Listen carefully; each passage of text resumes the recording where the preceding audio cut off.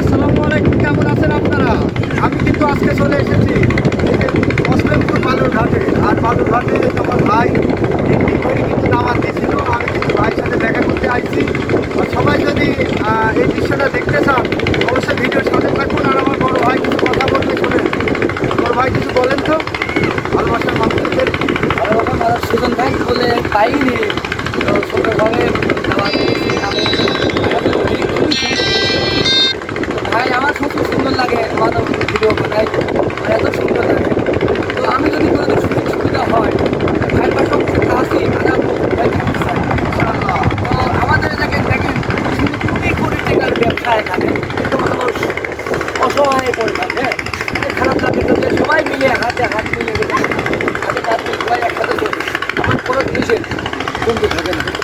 ঠিক আছে, তো জয় সুজন, জয় সুজন, সুজন ভাই মানবিক মানে সুন্দর ভালো কিছু করে ভাই আমাদেরকে আরও দরকার নিয়ে করতে পারে। ইনশাল্লাহ আস্তে আস্তে সবাই দাওয়াত দিচ্ছে। আমি সবার কাছে তো পৌঁছাতে পারিনি।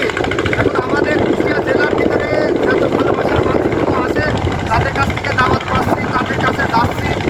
অসংখ্য আমি অনেক খুশি। সবাইকে নিয়ে আমি থাকতে চাই। আমি আশা করি আগামী দিনে আপনাদের যে কোনো মাজারের ভিডিও কিন্তু আমি করতে যাবো। সেই জায়গাতে আপনার সাথে আমার দেখা হয়ে যেতে পারে।